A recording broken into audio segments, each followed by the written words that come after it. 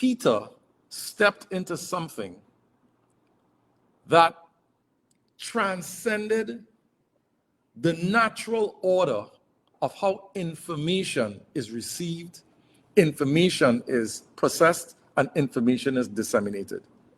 Peter tapped into a heavenly frequency, and the Father spoke to him. Jesus said, flesh and blood didn't reveal this unto you.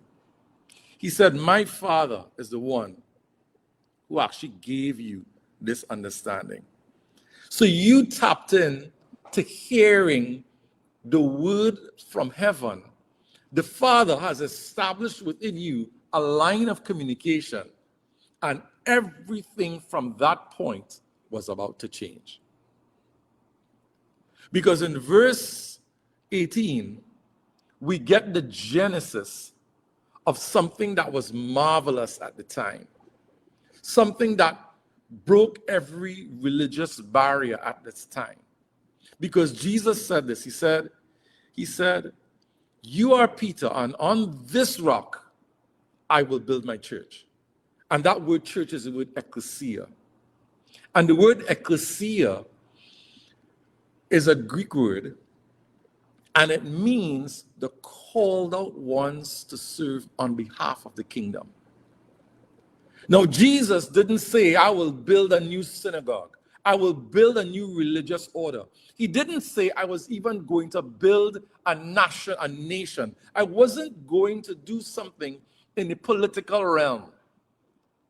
That word church means that this is my kingdom, and this is the council that will establish my rulership.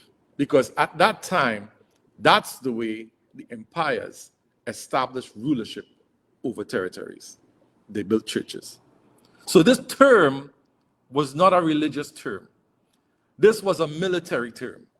And Jesus used this term to state that there's a kingdom that I represent, and there's a kingdom that operates and exists within this environment. And he said, I will build this thing.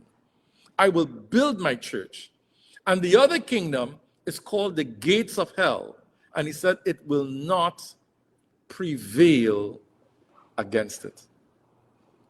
So as we explore the issues of the kingdom and how it is built and how it is sustained, we get insight into what Jesus began to teach at this particular site. And it started off with Peter receiving communication from his Father in heaven.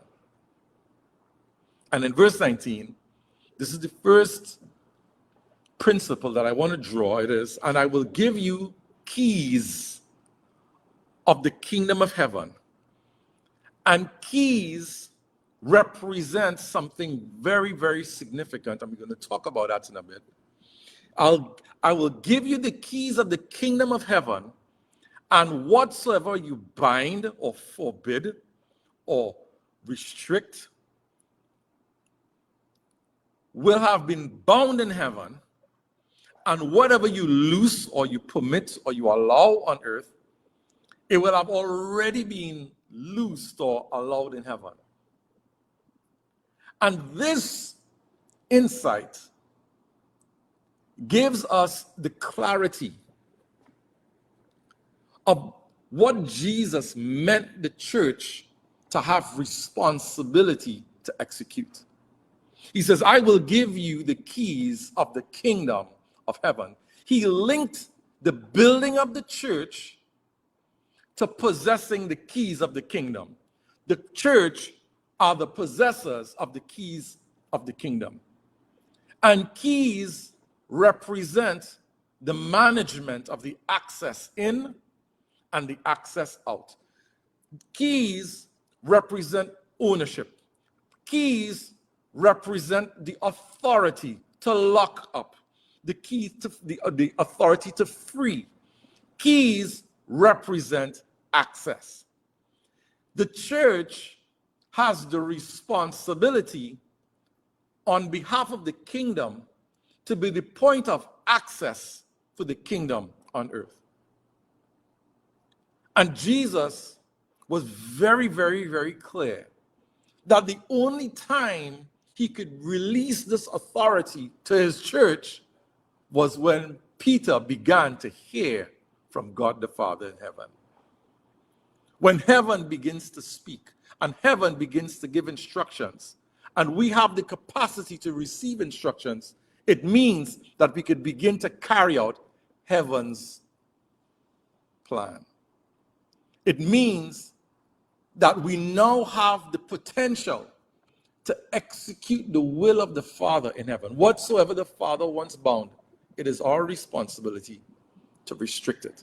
And whatsoever the Father wants released, it is our responsibility to release it. So the church then begins to take its identity from the first mention out of the mouth of Jesus as to what the